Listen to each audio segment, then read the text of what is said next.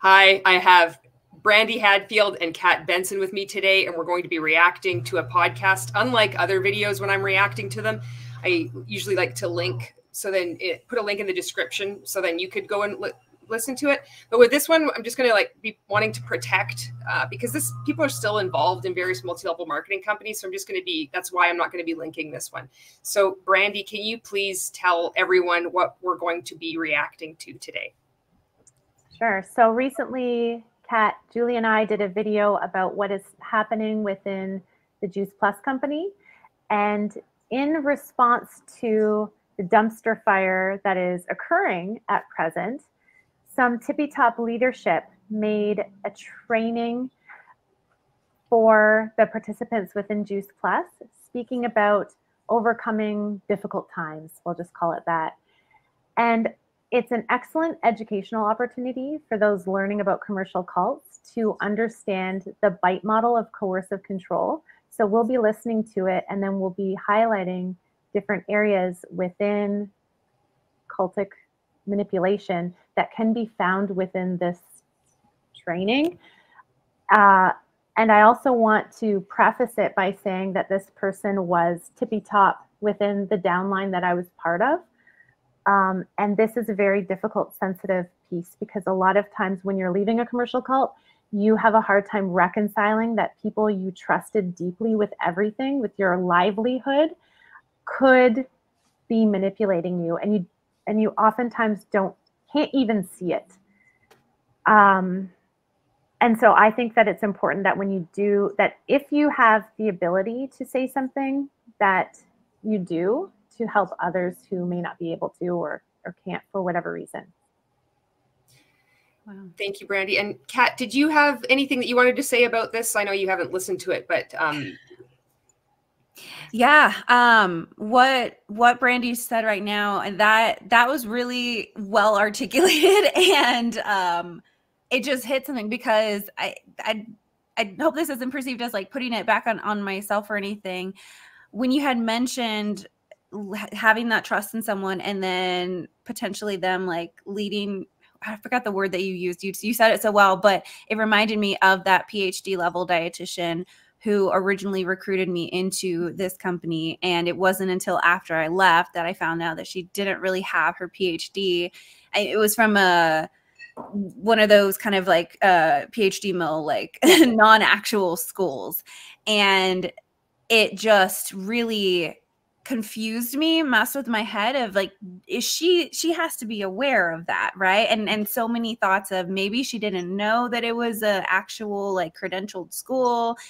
And there's so much confusion around there when someone you knew and who you worked with for several years, you find out information that doesn't make sense. Like anybody at that, and she does have her master's, and so I would think that somebody at that level would like be able to assess schooling, different schools, you know. Yeah, and I liken it to like any type of betrayal trauma, where like if you've been in a relationship with somebody and you've really invested your time, your energy, and in a commercial cult also your finances, and you find out that this person's almost been leading a double life, or been telling you things that are untrue, or that they know, because when you come out and you go down the educational path and you find out that this is the same formula that's being used in any type of cult, it is a trauma that takes a long time to recover from. And I don't know that you ever fully do recover from something like that. That's deep. All right, let's get into this. I just want to welcome every one of you to this amazing call. We have it once a month, and we just have the most phenomenal, caring love. So I just want to apologize to anyone listening. This is really low. I have no idea how I could even like turn this up even more. Okay, I've just cranked it up. So if it is, it's not my fault. It's their fault. Not Kat and Brandy's. It's this podcast fault. That's my story, and I'm saying service-hearted people that share all kinds of exciting things for us to learn and grow, right? And I'm so proud of you all for wanting to learn and grow and taking your precious time to be with us.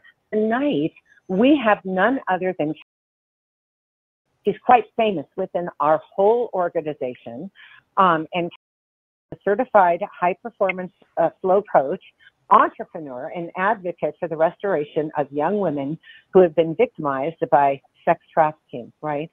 As the founder and CEO of, she is dedicated to bringing healing and hope to those affected by trauma. With over 30 years of experience in coaching and business strategy, an expert in resilience, and that's our topic for today, resilience, right? And empowers individuals to grow personally and professionally while they live with peace and joy, no matter the circumstances. She is the creator of a personal development system that blends neuroscience strategies with biblical principles. Also the author of that turned pain into purpose. Her leadership with the Juice Plus company has inspired many. As an equine-assisted leadership coach for equine leadership workshops that focus on decision-making, trust, and teamwork. Residing with her husband and children, continues to impact countless lives through her work and personal mission. So with that having been said, welcome. Thank you for joining us. That's a documentary. That was a lot. Do you have any comments? There's a lot of things in there. Anything you want to add before I continue to press play here? That's a lot of sunshine being blown up the ass of the, and this is what we're trained as edifying. And actually this person who's introducing our speaker actually personally trained me on that when I had complimented her in a Voxer message, like, you know how we just kissed their ass. Thank you for your time. You do so much for us. She then said, you edified me, and way to go. That is so important. And I'm like, oh, I got recognized from the millionaire at the very, very top who has been here since the company started. Okay. And, you know, continue to do that. Yeah. So that's what she's doing there, is giving us all an example of world-class edification, which then what it is doing, it is making the listener be like, everything she says, she knows so much more than me. Oh my gosh. Listen to everything she's done. Holy. So. And there's like a piece in there where, like, about the sex trafficking, where it's like, you can't say anything against this person because look at me, I can virtue signal so hard because like they're like going up against that. And so this person that is, they're pumping so much sunshine up their ass is like, they have a personal development system. They've written a book, but it's all for a multi-level marketing company. Like that's where they're putting all, is like this one multi-level marketing company. They're not in this internationally renowned blah, blah, blah. It's just for this one multi-level marketing company. Do I have that right? Correct. Yeah, she's quite famous within the company. And at that very beginning, encouraging or supporting the people who are there for taking the time out of their day to work on their kind of business. Precious time. Yes. To be there. Way to go to you for being here. Mm-hmm. Which if you don't get that kind of recognition, which a lot of the people who get swept up maybe don't, if they're, you know, stay at home and if they don't get to talk to a lot of like other adults, that's going to mean something to them. Mm-hmm. Yep. And I don't want to take that away from them because but who it's coming from and the reason why that's coming to them, not the most, what's the word I'm trying to think? Like they're saying that in order for you to stay and build your business. And wait. Oh, it's my honor. Sorry. Let's just remember that what is happening in the Juice Plus company is, if you haven't seen our last video, maybe give it a watch so you can see the timeline of what's happened. The company is going down a road where they are in financial trouble. They've changed systems. The company is beyond disgruntled. The representatives cannot reach head office if they have a problem with their customer order. If their customer says, please stop sending me Juice Plus because my credit card's getting declined and I have too much product here, they're not being able to get that done. And they're being the brunt of all the frustration from these customers. And then they are not getting the support that they need. And this is in response to that. So let's just remember the context. Authentic was the word that I was thinking of. It's not coming from an authentic place. Right. This just brings me back to 30 years ago when you believed in me and invited me to a call like this, and I got encouraged, and I'm so honored to pour back in. So welcome, everyone. I just want to first of all acknowledge all of the victims of the hurricane that went through North Carolina and those now that are bracing for Milton that's headed towards Florida.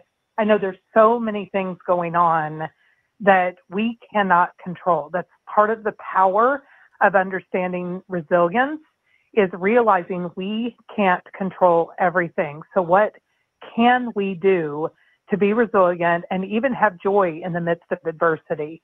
It is not easy, you guys. Like when our income, order, meaning the way we can control our lives or our health are threatened, we start having this heavy, what's called cognitive load, this part of our brain that we're trying to make decisions. God gave us this great gift of the frontal lobe of our brain, which is our seat of choice, the place where we get to choose. And yet when things are out of our control, we can't always choose. And so what happens often is we need to process, right? But it can sound like complaining. And how do we process without complaining? Well, we're able to say, here is my concern, or here are my fears, because often what we're talking about is fear. And then we end up being able to sort that out. I always say, talk it out to sort it out, but without shame and blame. We're going to talk a little bit more about shame and blame. There needs to be a counter for how many times this is said, because this is neuro-linguistic programming. This is one, okay? We're going to count the amount of times that shame and blame is said. And I also want to say that joy through the hard stuff, going through a hurricane is so different than like putting yourself through a multi-level marketing company. Yeah, they're not equivalent. It's a guys, because we're never going to hear in this call any admittance of what is happening within the company. The only admittance of any actual anything was, oh, the hurricane happened. Thoughts and prayers. That is it. Nothing is mentioned to my recollection about anything else actually happening, because this is thought control. To people listening to this, it's like the vague generalization, surface level personal development, champ up, believe in yourself, these catchy Pinterest quotes or pastel quotes, don't shame, blame, or whatever. It sounds innocuous to the outsider looking in, but this is how people are still in these multi-level marketing cults. This is part of the training. And also, how can we not complain? It's just assumed that would be unspeakable. It's bad. Complain. Yeah, it's bad. It's not virtuous to complain. Yeah. So how can we not do that? So that's control, like control over groups of people. Exactly. About that. But processing is needed. That's why there's a whole big movement in wellness in general, mental wellness in particular, about toxic positivity, because you can't just say, oh, well, just think positive. The irony. Mm-hmm. Sometimes we need to process, but be careful to not complain. And I think that the key, is complaining if there's shame or blame. If you're saying negative things about yourself or blaming things on other people that they can't control either, it's a collective control, meaning each one of us control the part that we're doing. I don't know if you've ever gone swimming. I recently got a swim spa, and it is I don't know if you've ever gone swimming. Sorry, I didn't catch that the first time. I don't know if you've ever gone swimming. But I'm about to pull in another irrelevant personal story just to tie in exactly how amazing I am. This advice that I'm going to be giving. In the world where I can get in and work out hard. And one of the things I don't do, though, is put my face in the water. I had a bad experience when I was a little girl where I was in the deep end of a pool, really proud of myself for swimming, and a kid came over, grabbed onto me, and we both went under. And he panicked, so he grabbed tighter, and I wasn't strong enough because I was a little girl to get up. And that's that holding our breath tension that we feel if we don't learn how to be resilient. And the more we hold our tension, the more we'll snap. We'll snap at other people, or we'll snap with our cognitive load, meaning there's too much here I can't control. So I'm going to control the one thing. I got to stop this because this is making it about life and death. That was so random. Yeah. And it's like deeply like emotional. That's like making people really you go there. You picture the whole thing. You picture in your mind going underwater with a boy hanging on to you. Like what is that? Why are we there? Why are they saying that when it's like, hi, I just want to cancel my credit card for Juice Plus, and she starts talking about almost drowning by a kid because she was just a little girl. And this is in the first 5 minutes and 15 seconds. One thing that I feel like I can, and sometimes we just quit, right? Whether we quit with a company or we quit a marriage or we quit trying to love somebody. Or a marriage. That's that false equivalency, right? Mm-hmm. Quitting. Yeah, either way, it's quitting. Well, no, they're totally different things. Mm-hmm. A marriage partnership or a multi-level marketing company that is clearly crumbling. And no, it is not the same thing. So don't cope by quitting or complaining or shaming and blaming. Just really need try harder. Change your mindset. Yeah. Love, because they're even in more trauma than we are, and we get to go back and take a breath. We're going to close today with a breathing exercise that is specific for cognitive Who's in more load. trauma than we are? Who's in more trauma than we are? They are in more trauma than we are. Who? Sorry, I missed that. Whatever. You know what? This reminds me of Rank Makers. This is taught. This was taught to us. It's still being taught now that they've rebranded to Faith Over Fear. Mm-hmm. It's that if you don't show up, there are abused people. There are people who are more that have experienced more trauma than you, and you are so selfish to not show up and work your business. That's what I hear in this. Oh, ew. Got it. Turning into flow, meaning I can get out of this fight, flight, freeze, or appease. We always talk about fight and flight, but you also can freeze. You get paralyzed. That's often when people quit, because it's like, well, I just don't know what to do, so I'm doing nothing equals I quit. You know, this is so toxic because she is using the language of therapy, like actual real language, to describe what survivors, cult survivors, abuse survivors experience. And she's using it to keep people in. Mm-hmm. If you quit, then that means that you couldn't handle it. You were in a freeze state, in fight or flight, that kind of, sympathetic nervous system response, which is not the case. The deconstruction process is so much. Oh my gosh. Or that's insulting. I'm sorry. Like, it is. That made me mad. That made me like fight mode. Yeah. Now I'm in sympathetic nervous system mode. Appease, meaning we say anything that everybody else needs to hear. So we appease people, even our own self, where we're like, oh, well, I'm just going to tell myself I'm going to do that. But then we don't follow through. We're just appeasing ourselves or others. And that just causes us to hold our breath again, because in all those places, we're exhausting ourselves. So we want to learn how to lessen our cognitive load. But what we typically do, don't think so much. Lessen that load. So the BITE model is behavior control, information control, thought control, and emotion control. And you can spot that all throughout this training, or whatever it is, call. neuroscience tip is we go for a dopamine hit. Like, oh, I'll go eat that chocolate, or I'm going to go binge on Netflix, or I'm going to go, a little bit of chocolate's fine, a little bit of Netflix is fine. But we go for, I mean, you can do, I mean, it can even be really tough. But you know what's good is a lot of multi-level marketing. God forbid.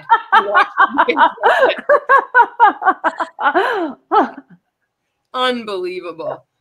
Behavior control. Yeah.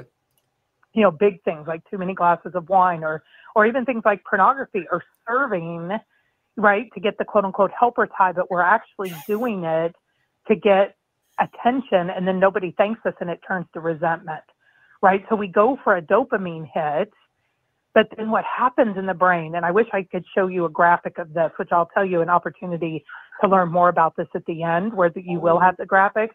But I want you to picture a straight line, right? That's our baseline of dopamine. Our dopamine is what makes us feel good. You know, things are okay. That it tells us where to put our motivation, and it gives us a reward. Right, it's that reward hit that makes us want to go back and do those things again. So we go for these dopamine things. It's at baseline, right? And then we maybe we have a hard day, or we can't control something. We've all felt it. So you look for something to control. And so let's say we go for the wrong things, and you get a dopamine hit. So now you go above baseline. Woohoo! I'm feeling good. You know, we've all had that. You eat that sugar. You do whatever it is. You get that. But then what happens is, we've all felt this. We get the dopamine dip because it can't last, but you don't just go back to baseline. You go lower, and the higher the peak was of the dopamine, the lower is what they call the dopamine trough. So we go into this dopamine trough, and we're lower than our baseline, so we feel worse. Now, there are ways to get better. We're going to go through some of those and get. I don't think that's how dopamine works. Yeah. I mean, I've never heard of the trough part of I've never heard of the trough analogy. Yeah. However, I do know that, like, in the case of, let's say, something very stimulating, like really good video game, like current video games that are designed with the help of neuroscientists, that it can create a dopamine dependency where you need more to get to that same. I think that's where she's going from the neuroscience perspective. However, to take that and use it as that's what you're doing if you're coping from a shitty customer service department in a company that's crumbling that you're relying on. No, you cannot use that analogy for what is happening. That is not the same as a porn or video game addiction. Having some chocolate because you're fucking stressed because no one's answering the phone is not the same thing. And then shame and blaming the people who are just trying to cope with the shit that they're in that's not their fault. No, it does not work, sister. This is not working for me. And I see this with other multi-level marketing companies too, where they equate dopamine, like this whole process of as a sugar crash, as an addiction to something that, it's simplified. And I know that there's more to it than that. Yeah, I have a video on even just talking through sugar addiction because it's kind of, there's a lot of misinformation about it. And I had Megan Williams on there, who's a mental health professional who deals with addiction on there. So I'll give you the link if you want to link it. It's a very short video. Yes, please. Please. I'd like to include that. And yeah, Megan Williams, shout out to Megan Williams. And get you at baseline. But what do we do when we're at the low of our dopamine trough? We go for another hit. And that can be even things like gossip and complaining. We get a surge of energy. We get a surge of reward for that, but then it comes back and hits us. And we remain in the dopamine trough, and we'll get lower and lower unless we find a way to bring ourselves back to baseline. And we're going to talk a little bit about some of those things we can do, like the breathing. In the Ultimate Source that we mentioned, I have 12 different life areas that give you a healthy dose of dopamine at a measured level and can help you recover from a dopamine trough. So I'm going to give you a couple of these tonight. I hope you have a pen and paper. I am so like remembering things. I got the pen and paper too. I'm so, this is really bothering me. Like I'm remembering when I was in Rank Makers, there was a woman, I forget her name, Angela something or other. And she would say that she stopped. She was a nurse, I believe. and she would work her business on her breaks. And all the other nurses, she says, I just didn't want to hang around with small minds, like just gossiping all the time. This real demarcation that everybody outside multi-level marketing was just small, mean-minded, gossiping, going to continue to be a loser and just like a complete waste of life, you know? And then juxtapose that with the noble pursuit of lifting others up who want to not shame and blame and certainly not complain. No negative thinking allowed. You must bring yourself back to the baseline of what she had described as toxic positivity. This is so messed up. Yeah. And gossiping is actually quite healthy.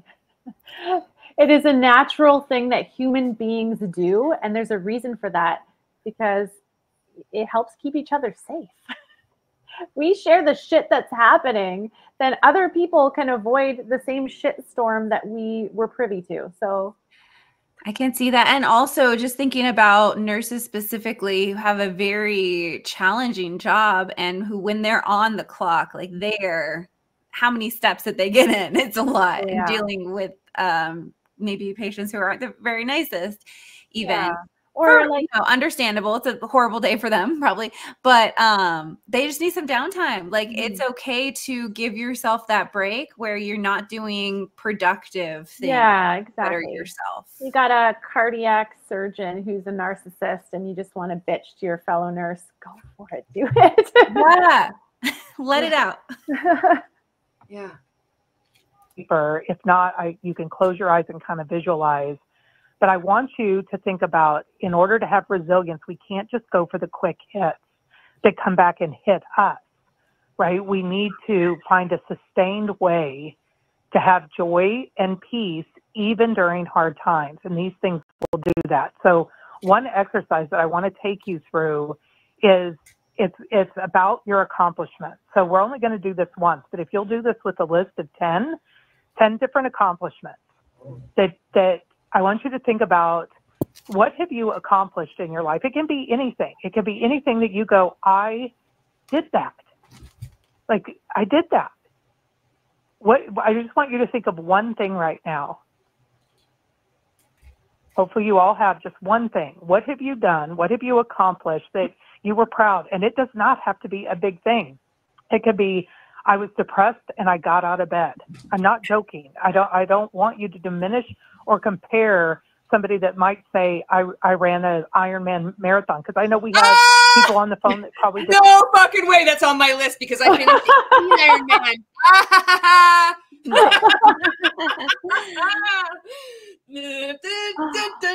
Good job. That's tough.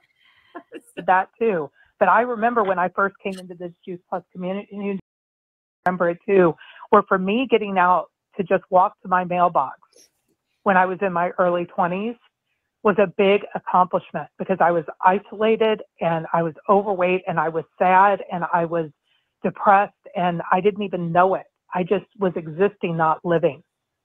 But then I began to do these healthy things. And for me, getting out, walking to the mailbox, which then turned into walking around the block, that then turned into walking down at the beach, that then turned into more and more, which gave me so many of the mindset freedoms that I have today. So find one accomplishment. And then I want you to think of, what's a virtue or a quality that you brought into place then that helps you with that accomplishment? So for instance, with me, being able to get up and go to the mailbox, that for me, at that time of my life, that was that I set a goal and I kept my word to myself. So that was the beginning of me having integrity with myself, that I would see what I know now is called a micro goal. I would set a micro goal and I would set it so low that I knew for sure I could do it, because that was me beginning to have integrity with myself. So what about you? Think of your accomplishment and list, again, if you're doing this long term, list the virtues or qualities that you exhibited then. So hopefully you've got at least one of those. What's a virtue or quality that you had to engage or you got along with that accomplishment? And then what habit? Was there a habit that you started doing or not doing? So I stopped sleeping in right? That was a habit that I was not doing anymore. And I replaced it with getting up and walking first thing in the morning before I could ever think about it. So you think about your accomplishment. What was a virtue or quality or qualities that you engaged? And then what was a habit? And then who were the people that you tapped into? So you're looking at the virtues, you're looking at the habits, and then who are the people that you tapped into? And again, it could be people you put boundaries with or people you connected to at that time. I did that during that time too. There were people that I started noticing gave into victim mindset and negativity. And again, not empathy. We knew she was going to go there. When she said boundary, I'm like, huh? Like, and then she said it. She just said it. Victim mindset, negative. Go away. Harsh my cult buzz. Love it when you have a predator or an abuser, use the word victim mindset. Love it. And again, not empathy.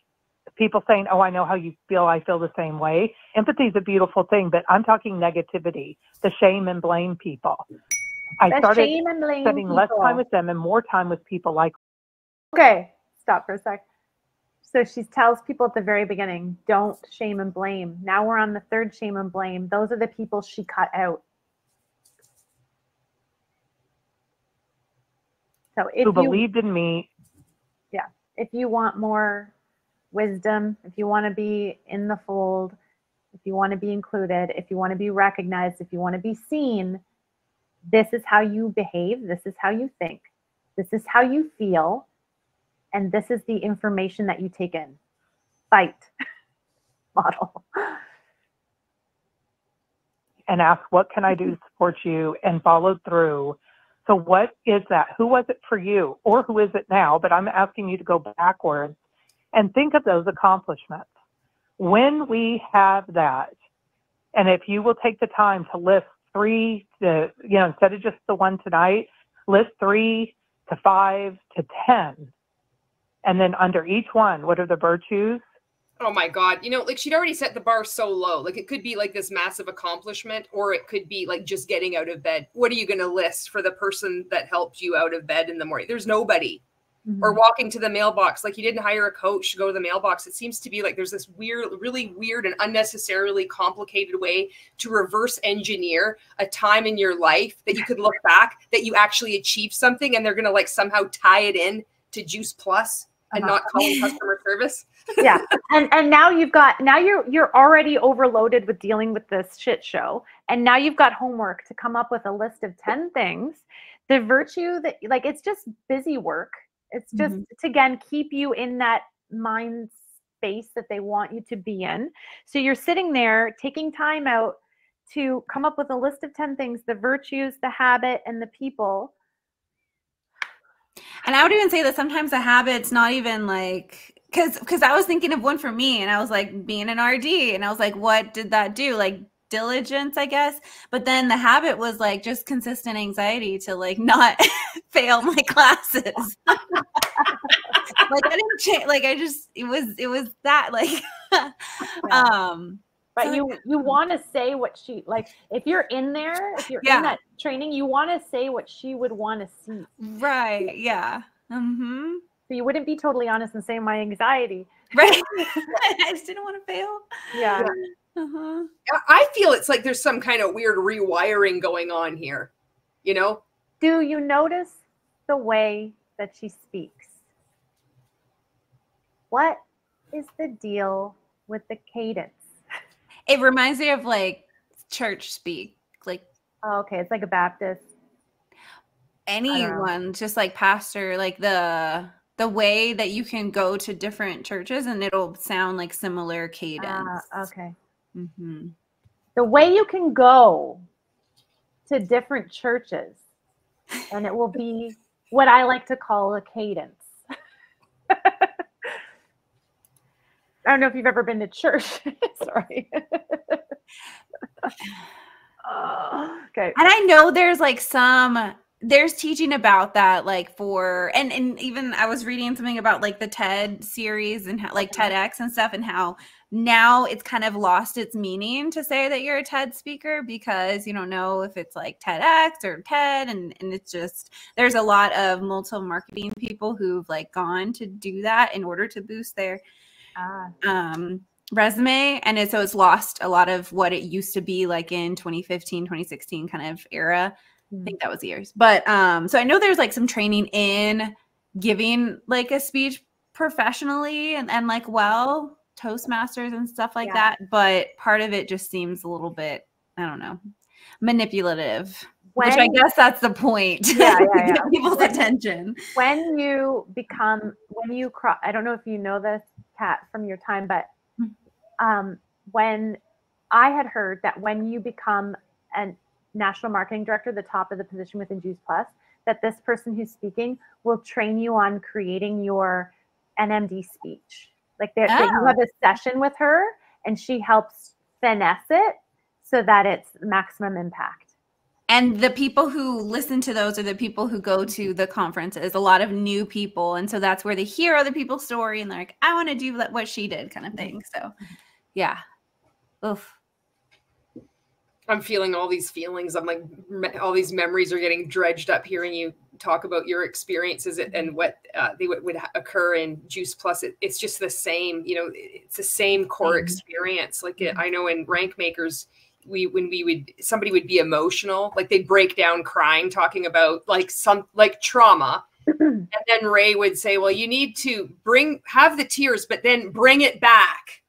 And then get emotional and then bring it back, because it was all about like a show. You're using so messed up.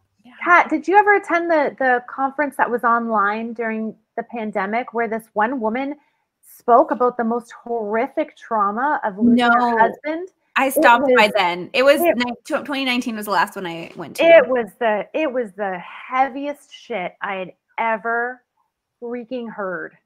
And it was exactly what you're saying, Julie. She would cry and she'd pull it back. And it was like, holy, it was really like at the time I was like hook, line, and sinker, like, whoa, everybody, you've got to see this. Now I see it for what it is. And it's horribly manipulative. Yeah.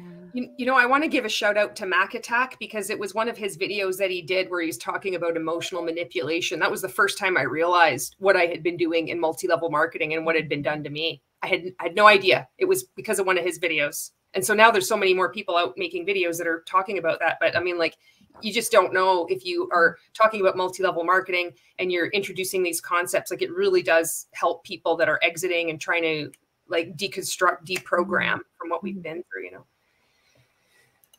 What habits and what people. You will begin to build a resilience model for yourself to go, hey, I did it then, I can do it again. I did that then, I'm going to tap into those virtues, those habits, or those people, or I'm going to get the new virtues, engage those new habits and new people. And I love our community that we have so many people to tap into to get stronger together. Get new people, and I love the people that we're in. Again, this is controlling. You are the sum of the 5 people you spend the most time with idea. So she plants that little seed and then you're gonna tap into those people or get new people. And I love our people, especially if we have process together, but we don't shame and blame, right? What's amazing is when we go through adversity together, we actually bond stronger. Oh no, that's not something that you want to encourage. That's trauma bonding for the win. Trauma bond for the win is right. I always get mixed up if it was that or like you're bonded to the person who caused the trauma. I think you're right, Kat. Let me see. I think you're right. Either way, it's bonding related to. No, that's actually really important. We need to know this. Trauma bonding is a type of attachment towards someone who's causing them trauma. So that's important. Deep attachment develops from a cycle of physical or emotional abuse, manipulation, or trauma, followed by positive reinforcement. Trauma bonds. So yeah, I mean, that describes multi-level marketing. Wow. Yeah. But with thank other you for people, and the process you're of bonding still. the Yeah. trauma dumping and everything, you know, when I was sitting here, you know, whether we're in a conference or we're on Zoom, and I'm like watching this content, my husband has no idea what kind of mind fuckery that I'm in, and it isolates me from the people that are supposed to be closest to me. And I'm coming down from this thing feeling like, you know, this large group awareness training with, you know, on a fucking dopamine high because of all the pizzazz and the, like I said, mind fuckery. And yeah, anyway. If the brain, if you break a bone and they reset it correctly, where they reset the bone is actually stronger than anywhere else. Okay. Sorry. So I hate, and I'm going to shame and blame here. I hate using psychology in this way, in this weaponized way to manipulate people in a commercial cult. It is infuriating. So I'm just going to explain the kernel of truth in what she's saying here. In child development, there's something called rupture and repair, where healthy attachment is created, healthy development, optimal development, where what we learn is that you don't need to be perfect, you need to be good enough. Being a perfect parent is actually doing a disservice because you don't learn resilience from not having any adversity at all. And what's important is that when there is like a misattunement or an issue, that it is addressed and smoothed over, and that strengthens the bond and that strengthens the resilience. So that is all true.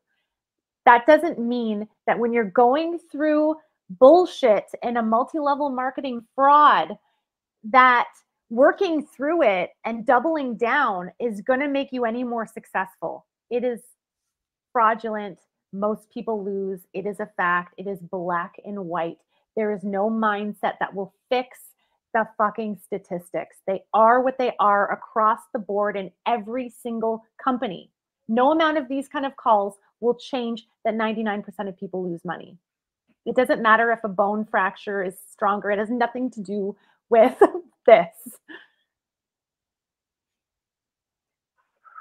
So the same is true with adversity in relationships. If you can navigate adversity together, you're actually going to create a greater bond. In fact, I mean, it's neuroscience.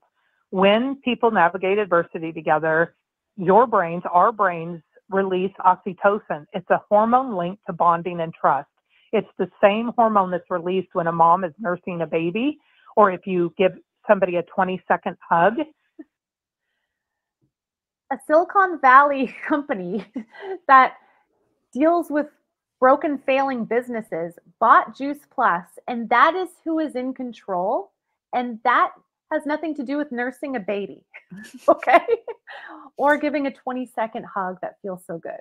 That doesn't change that Altamont owns your future if you stay with Juice Plus. Yeah. And I want to, like, this 20-second hug thing. I mean, 20 seconds is just kind of going into that territory of being a little bit too long. I mean, even for people I care about, 20 seconds is a long time, you know? That hormone releases as you navigate adversity together. Shared challenges activate the brain's reward system. You guys, when you go through adversity and you do it together, it activates the brain's reward system, and that strengthens emotional connections, and it fosters more empathy for yourself and others. It creates a sense of unity that helps overcoming obstacles even further, and it signals safety and support in the brain, not just, you know, I feel it in my relationship. Your brain says, I'm safe and I'm supported. I can do this. I can go through it better. So how do you navigate adversity well? Well, it's crucial to maintain open communication, practice that empathy, and offer mutual support. But the open communication is not coming from what's actually causing the issues. Right. Juice Plus. 100p. Actions help regulate the stress response and prevent isolation, which is literally So one of the greatest gifts our community gives is community in place of isolation, because isolation. It's always black and white. It's life and death, drowning versus surviving, breathing or not breathing, isolation or community. There's no middle ground. There's no shades of gray. It's like it's either juice plus or you're isolated. You know? Is, they say, the number one threat to health these days.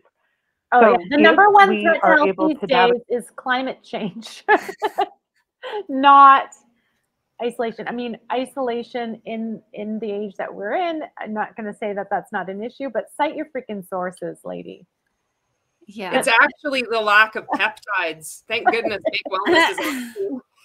And I mean, the community side of things, it's expensive to like jump into multi-level marketing just for the community. Like if that's what they're, you know, saying that it's good for out of everything. Adversity together, we're going to strengthen bonds, right? Rather than create division. And we're going to have shared faith in each other. If spiritual faith, I know so many of us share a same faith, but there's also trust, and resilience is even greater within a community. So what are three things I always like to talk about? What threatens that, right? So what are three things that can derail a positive outcome? It's poor communication or avoidance, right? It can be as far, avoidance can be like, la, la, la, I'm acting like I don't know what's happening. I'm not going to check box, or I'm not going to look. We all do that to some degree, but people are pissed and they're disengaging. So she's taking that disengagement from a disgruntled force of people who are paying to make her money, make the company money. Those disgruntled people who are paying to be part of a community are like, fuck this. And they're tapping out. But that's a failing mindset. That you're not going to overcome adversity behaving like that. Get on the roster. Like passive aggressive, like what she's doing towards those people? Like, would that be a passive aggressive? Yeah, people are ghosting their uplines and not checking their Voxer. If they ask a question that's a little bit spicy, they will get kicked off of the Voxer.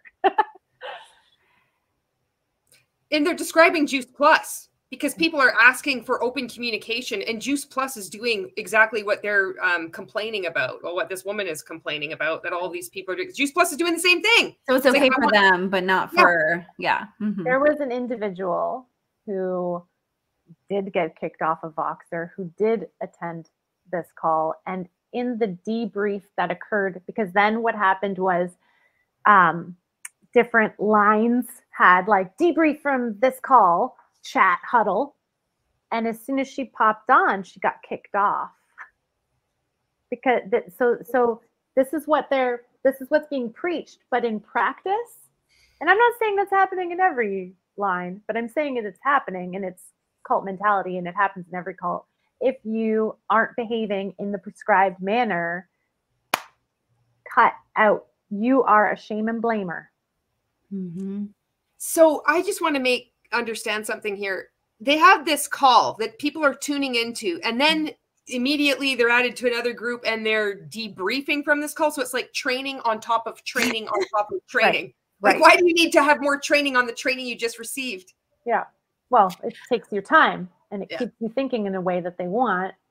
And it also puts them in like that leadership position. Cause I remember like doing these debriefs, not for this thing, but like in other debriefs for Juice Plus. And then that top NMD being like encouraging that so that you could build that trust for your downline and stuff.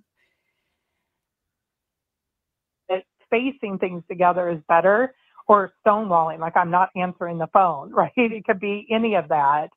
Or just poor communication. So withholding feelings or avoiding difficult conversations or letting misunderstandings fester can lead to greater resentment or emotional distance. And that prevents the very trust you need to grow together. And then blame and criticism, right? I talk about shame and blame, but blame and criticism is the second thing that's going to derail a positive outcome.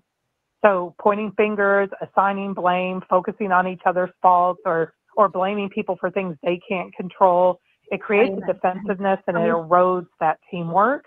So it makes it harder to move forward together. And then, of course, isolation and withdrawal. That's the physical part, not just I'm not answering the phone, but now I'm going to pull away and get further away because I'm shutting down even more emotionally, and I'm going to withdraw from the relationship. And she's mad. People have withdrawn from her. That people are leaving. Of that can be understood through neuroscience, right? Especially how the brain processes stress. I didn't and know emotion, she was a neuroscientist.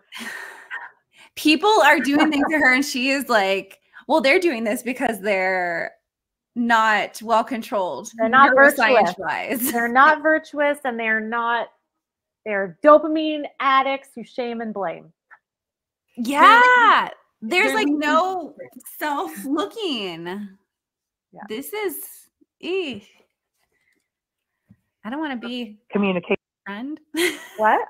Like, I wouldn't want to have a leader like that. Like, part of leadership, quality leadership, is like accountability. Yeah. And if something goes wrong, like taking like don't blame. She has nothing to do with it. Yeah, she's blaming. It's just downline. just pointing out where you're wrong in handling what has nothing to do with her. Or avoidance.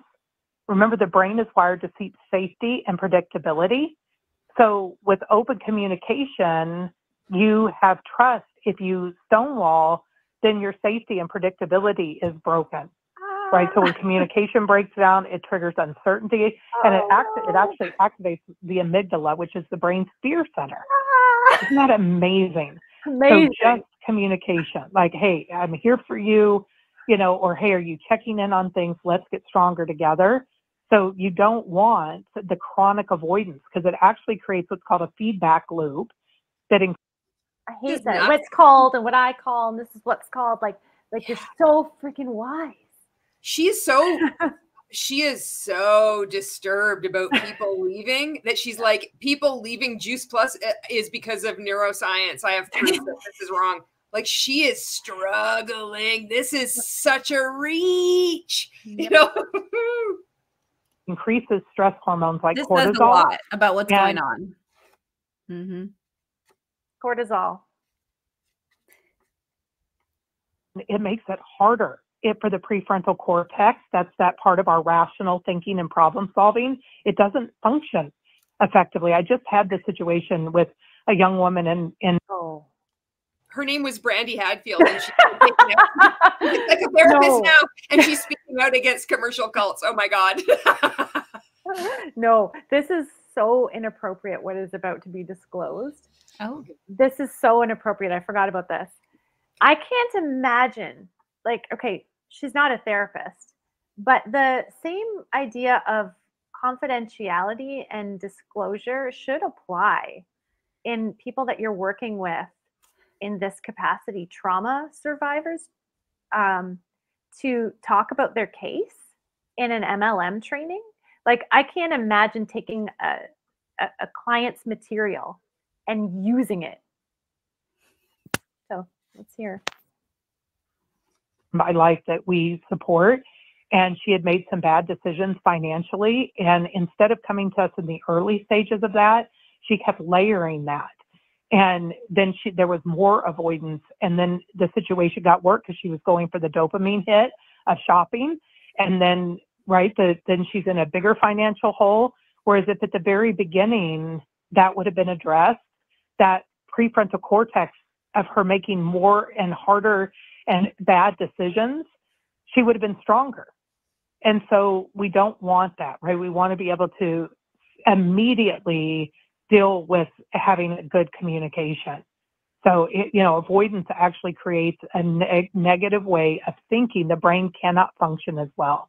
So I thought she wasn't supposed to gossip. Isn't that gossiping about one of the women that are in her care?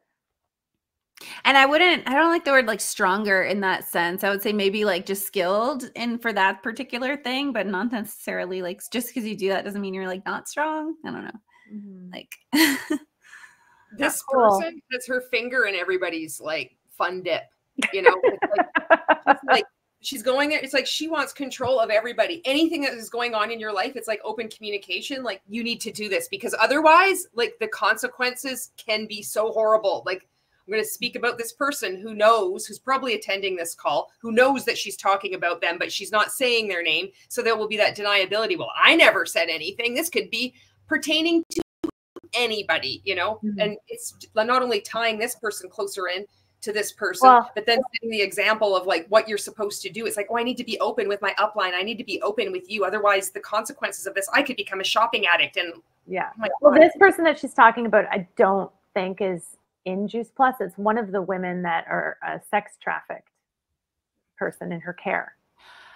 Does she keep them separate though? Because I know a mental health professional who is in the larger team who had actual clients at conference. Oh my God. So like, do we know if okay, so no, there's, I mean, I don't know that any of them, I have no idea if any of them are signed up as reps. I've never seen that. But what I do know is that where they are being cared for, reps are going into that space and being encouraged to do photo ops of themselves in the location. I was there, you know, the equine therapy that we talk about, put photos of that. I get to be part of this. So using it as a way to recruit into Juice Plus because I'm part of this too, right? So it's being used as a lure into the MLM. But I don't know if the victims are being brought in like that. I have no idea. It doesn't matter. I mean, it does matter. They should not be, for sure. But even if that line is clearly drawn, it's still highly inappropriate to blur the boundaries where multi-level marketing reps are coming into a non-profit to use it to recruit into their MLM. So it limits collaborative conversations and meaningful connections. So then, of course, trust and connection is damaged further. And then that blame and criticism, when people feel blamed or criticized, again, that amygdala threat comes up again, but it's even more highly activated in a conversation. And then a defense response comes up, which, of course, triggers withdrawal and a counter criticism for self-protection. What's amazing is that dynamic actually inhibits that release of oxytocin, the hormone that's responsible for social bonding, and it strengthens, right? Because if there's no oxytocin, then there's worse negative patterns and resentment. So, and that brain's reward system, which is a part of the brain, the ventral striatum, that responds more negatively to interactions than positive ones, means that blame and shame is going to be disproportionate. Correct. Well, and the impact on our well-being is going to be harder. So I share this with you to say, pay attention to your words, because we think we're feeling better because we're quote unquote processing. But if we're shaming and blaming, we're not processing. We're creating division and a fear loop, and we're pulling bonding away. Okay. And then what happens? The third stage is isolation and withdrawal happens. We are meant to be social beings, and connection is so deeply wired into us for our brain. So when someone withdraws emotionally or isolates themselves, it triggers what the brain, it's called the pain matrix. So it's literally similar to physical. The pain matrix. And then she says it's physical pain. It equates to physical pain. So you leave Juice Plus. Like, don't leave until they leave you. If you leave, you're going to be in pain. You're going to be totally alone, curled up in the freaking fetal position, rocking back and forth in pain. That's what I'm getting. Next thing you know, you're in a swimming pool pulling down some little girl. No. Pain. Through the activation of the part of the brain that's called the anterior cingulate cortex, but it leads to feelings, right? So you pull yourself away, then you're in physical pain. The emotional pain is so hard that it becomes physical pain. And then that leads to feelings of loneliness or rejection because of that part of the brain that gets activated. How is she not telling us that quitting an MLM leads to suicidality? It's coming probably.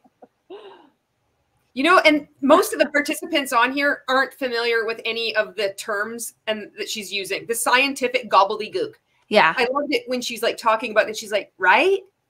The oxytocin, right? Like nobody has a clue what she's talking about right now. They're all so brainwashed. They're just sitting there listening, taking notes, thinking, I got to write 3 to 5 to 10 things down. That's quite the stretch from writing down a list of 1 or maybe 10 items and then thinking of the virtual qualities, integrity, whatever, 3 to 5 to 10. And then all this nonsense, nobody understands. And she knows that. Okay, so we're in pain. Yeah. Emotional and physical pain. This is cortisol. But the good news is that we're going through this together. We're going to be stronger for it. Cortisol had to make its appearance. Which further heightens stress. And over time, that isolation disrupts what's called the default mode network, or DMN, of the brain, which that part of your brain supports reflection and social cognition, meaning a better way to communicate. So now you're at a deficit because we didn't address things to begin with. So pay attention to your journey. All because we didn't address things at the beginning. You left, you disappeared when you stopped answering Voxer. So now you have to deal with all this pain. You're in freeze mode or whatever. How is it that how are we going to get over avoidance, blame, and isolation? And I like to say shame and blame together, because sometimes we can blame ourselves. Like, if I was smarter, I would understand this, whatever it may be. So how can you like to say shame and blame? You made that very clear. Oh, geez. To navigate adversity, well, have open communication. Regularly check in, right? Set time, like with your team, with your family, if there's challenges in family. But just, hey, how are you doing? No shame or blame. Just let's be vulnerable and honest and see how can we help each other. And actively listen, right? Like, okay, that must be hard. How can I support you? And then practice the empathy, right? Put yourself in the other person's shoes so that we can validate feelings and not judge. Then we can collaboratively. Are we not isn't this whole thing judging? And it's interesting how we're saying that we empathize and validate when you were saying before, like, don't be around those kind of people. Yeah. Yeah. We shame and blame. The brain has this really cool way, if we get curious, instead of shame and blame and cortisol, if we get curious, like, that is so interesting. So how do you think we could solve that? The collaborative effort, the brain starts pumping out that oxytocin again, and the connection starts to bond, and you can collaboratively problem solve together. So you approach challenges as a team, focusing on solutions together, dividing responsibilities, celebrating small victories, including just the conversation. And that reinforces a sense of shared purpose and mutual support. And share moments of reflection. Take time to reflect on past adversities that you've overcome together if you have history, and use those memories to reinforce not just your own individual accomplishments that we talked about before, but how we accomplish something together as a team. And then finally, faith and gratitude. This is neuroscience. So incorporating prayer, meditation, gratitude, and appreciation. So gratitude is thinking it, appreciation is speaking it out to someone. So not just being grateful for someone, but reaching out and say, I appreciate you. When we do that, I appreciate you, fosters. Kat. I appreciate you, Julie. So lucky to be part of the sisterhood. Rank makers, we all had this shirt, default setting gratitude. One of the trainings was like, if you're feeling sad about your, like, angry or defeated or just unproductive, because you can have a low production day or a high production day, but don't you dare have a no production day. Write down 100 things you're grateful for right now. And you could do, I'm happy that I have a house. I'm happy that I have 2 feet. I'm happy that I have whatever. And Yeah, I'm happy that I have water. I'm happy that I have eyesight. And it's like you always have to be grateful. And it's like a tactic to like busy work. Yeah. But here's the thing is that flipping that on its head, having gratitude for your life as it is without being part of a commercial cult community, they actually, the whole tactic of recruitment is to make you devalue what your current circumstances are. Mm-hmm. And then the speeches are saying my life was a piece of shit before I joined this community, and now I'm grateful. And stay grateful, stay grateful. Well, you're grateful, everything's great. Hashtag thanks to Juice Plus, hashtag best company ever. So flip that on its head. You know, being grateful for your job and your apartment that you live in, and whatever it is that you already have, that you don't have to do sales calls, that you don't have to prospect. I'm so grateful I get to listen to this without being under the thumb of the training. You know? That reminds me so much of an exercise, one of the big exercises that we did as a team that like caused me to take a couple steps away. And it was when we were writing down a list of what we wanted our life to look like just like an average day. And it was then that I realized I was looking at my top upline and seeing that she had reached out to me first. So she was at the top and still reaching out to people. She was still going for no's. She was still meeting with people, giving them the opportunity, invitation. And on my list, I was like, I don't want to be doing that. And I don't want to have to be like doing these kind of like inspiration calls with my future team kind of thing. And so I was like, oh, I actually don't like your daily day-to-day. So I'm going to stop. I'm going to take a few steps. And I mean, that wasn't the only thing, but that definitely played a big role. That was one of the first things that got me to kind of one foot out. Yeah, 100%. I was like, when I took a break because I burnt out, I was like, this is what I want. I want simplicity. I want peace.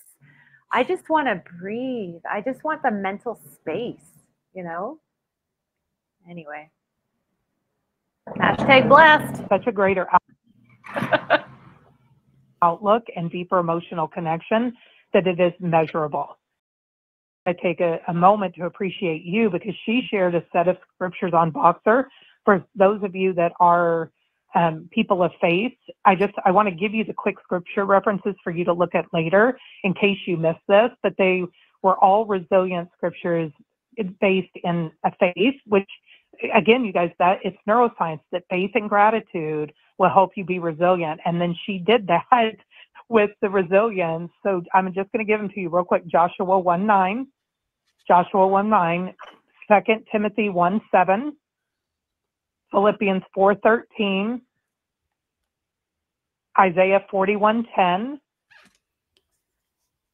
2 Corinthians 4:8-9. Okay, really quick. With all of those, there is so much context surrounding those and the situations in which the resilience, regardless of your beliefs, even within the context of that, are not MLM related. I have some of them like from long ago, like memorized. And I'm like, this context, no. So like the Philippians 4:13 one, it is often used when people want to just like draw on that kind of power to do anything when it's talking about Paul, who is under house arrest awaiting trial. Like the context, and this is that part of like cherry picking that we see a lot in religious spaces, and the lack of the inductive study of what was going on in there. And that's just one of the more like frustrating things for, I think, anybody who has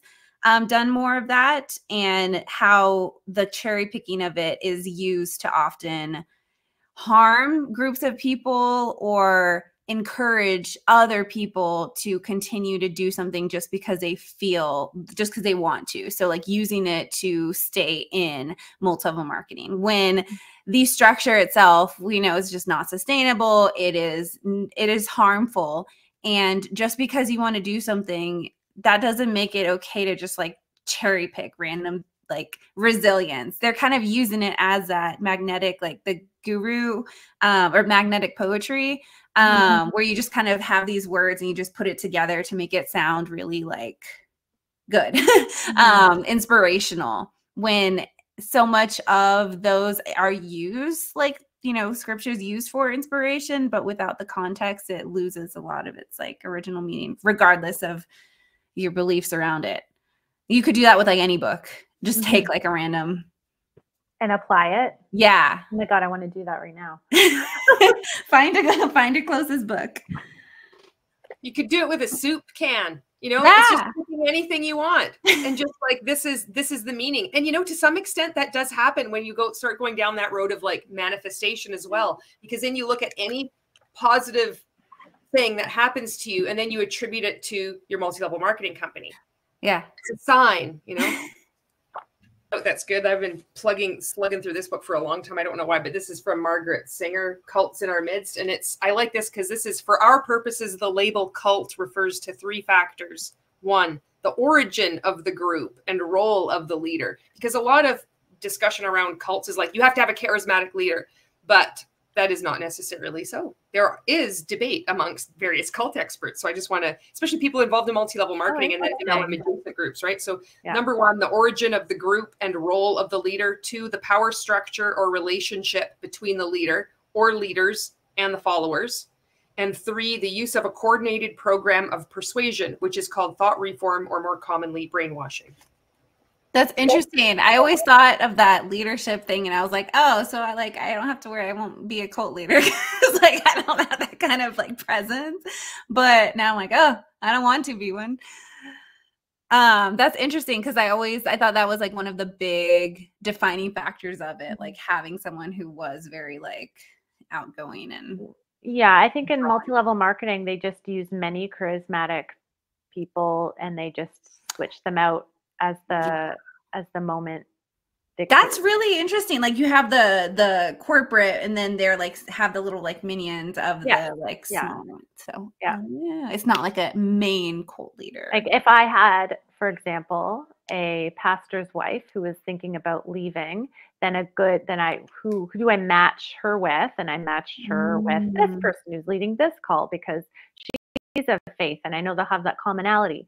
Now I see that as manipulative. In the time I was doing as I was trained, and I thought it was caring. I thought it was good business, you know. So that's why my thing that I'm proud of is that I quit a commercial cult and I spoke out. And the virtue, just like our speaker, was integrity. When you know better, you do better. And my habit was writing and creating content like this. Oh my goodness. I love that so much. People, my mom, my husband, my friends, my new sisterhood. Perfect. Okay, let's go back to our... And Ephesians 6:10. Okay. And then I just want to read one thing, and then we're going to do a really cool breathing exercise together. One of my heroes in the anti-trafficking movement is a man named Bruce Steele.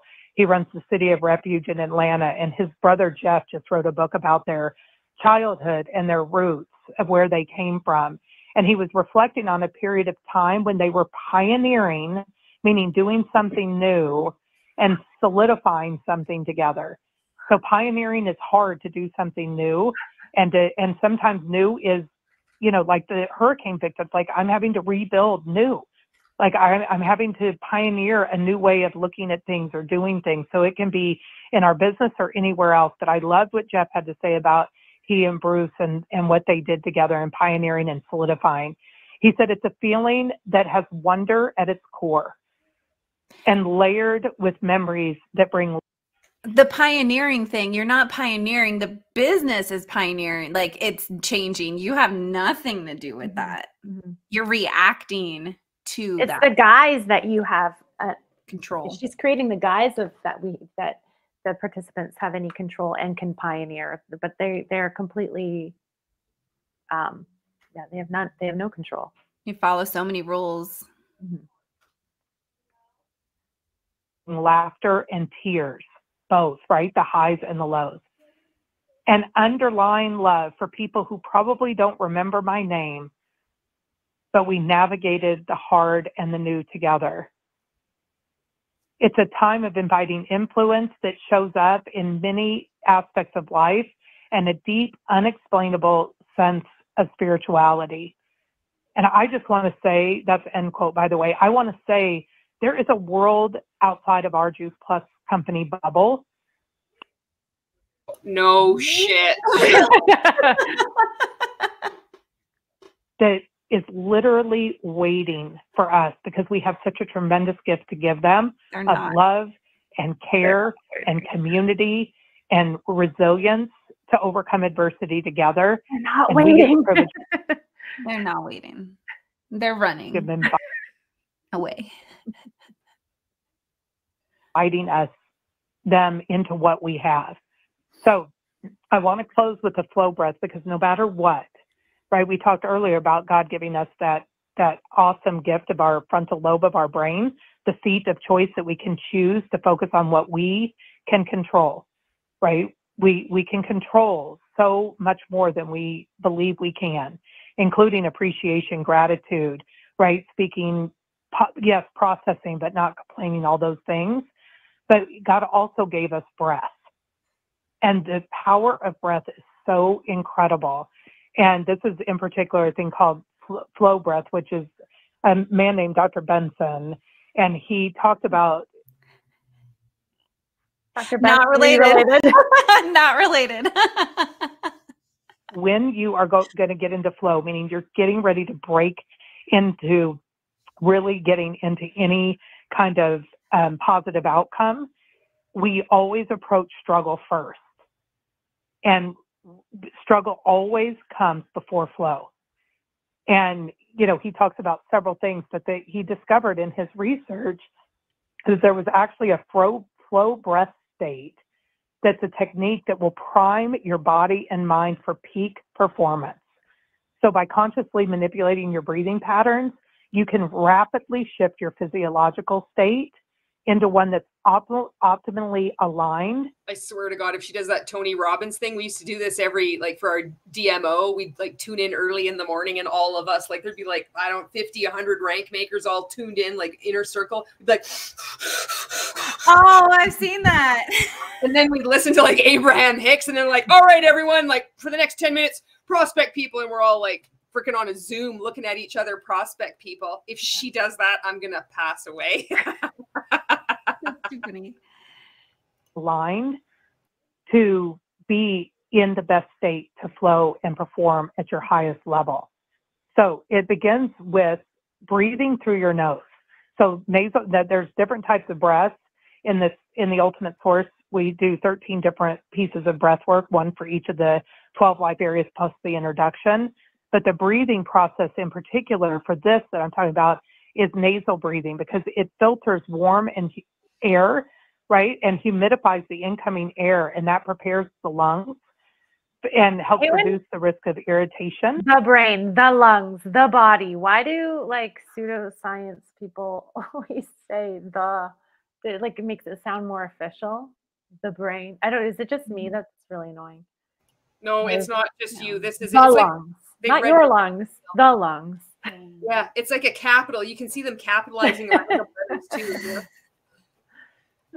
And it promotes slower, deeper breathing when you have nasal breathing, which is associated with increased parasympathetic activity, which reduces our stress and our anxiety. Okay, it also produces nitric oxide when we do nasal breathing, which is a vasodilator, and that improves our oxygen uptake into our lungs. And it has a lot of various cardiovascular and neurological benefits. You leave it to somebody in multi-level marketing to just explain breathing through your nose. You can't make this shit up. So this is what we're going to do. We're going to breathe. And so you're going to inhale through your nose, right, in this state in particular. And then you're going to exhale through your mouth. Okay, so inhale through your nose, and then you're going to exhale through your mouth. And it's 3, 2, 10. Okay, so just jot down those numbers, 3, 2, 10. So you're going to do a 3-second inhale through your nose. You're going to hold for 2 seconds without locking your throat. So just pay attention when you, a lot of times when we breathe in and pause, we lock up our throat, but you just want to relax your throat. So you're going to, again, breathe in. That's what she said. For 3 seconds through your nose. You're going to hold for 2, and then you're going to slowly exhale out of your mouth. Like think of when you're breathing out, you're outside and you're almost breathing a sigh where you're releasing your breath to see in the cold, to see your breath. You want to breathe out for 10. Now, some of you, I wasn't able to do this, the 10, like breathe it all out. I was breathing too fast, too long, too much. But practice this process of 3, 2, 10 and do it 3 times in a row. So we're going to close by doing that together. So everybody inhale for 3 through your nose. Hold 2. Breathe out for 10, 8, 9, 10. Okay, do it again. She counted wrong. I was looking at the the numbers up ahead.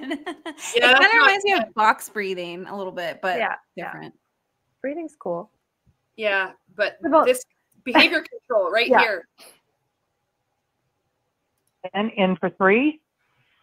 And it's not like the breathing, like it's like that they're assigning this as treatment to you feeling like you don't have any control because you don't have any control. Yeah. Like, yeah, it's not the breathing that's the problem. It's the if I'm working with a client who's very stressed, you know, what you might want to do is ask them if they would like to do some breathing.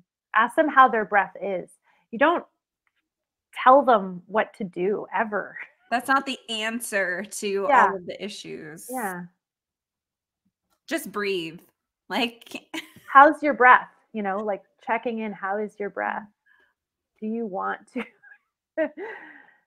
do a breathing technique? Because what she's saying about breath is true, but like it's not the prescription to dealing with an MLM crumbling. It's not going to make anything change. Yeah. It can stimulate the parasympathetic nervous system for like rest and digest, which can be helpful for digestion too, but not what we want to do. Let's hear how this closes up. It's gonna, you're gonna know why she mentioned the ultimate force a few times. Hold 2. Blow out. 6, 5, 4, 3, 2, 1. One more time. Breathe in for 3 through your nose. Hold for 2.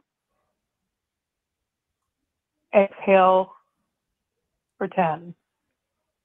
6, 5, 4, 3, 2, 1.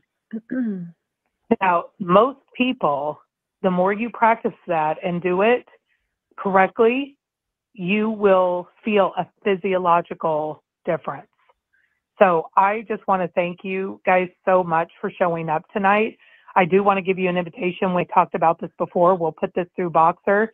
But if you enjoyed this or it was empowering to you, literally this is a drop in the bucket, tiny, tiny, tiny piece of what I'm launching tomorrow. You do not have to be on live. Once you sign up, you have lifetime access to all the recordings, or you can join us live every Tuesday for there's 13 different sessions, and they'll go through January 14th every Tuesday. But again, you do not have to join live, and we have a $200 off coupon for you, so it's only $99.